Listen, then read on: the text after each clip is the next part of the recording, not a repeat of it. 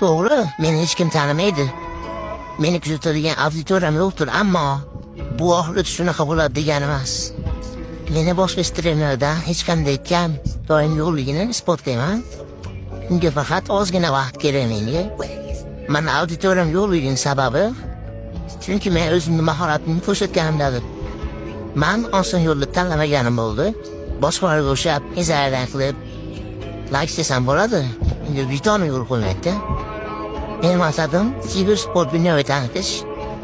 Inshaalloh tanitamiz.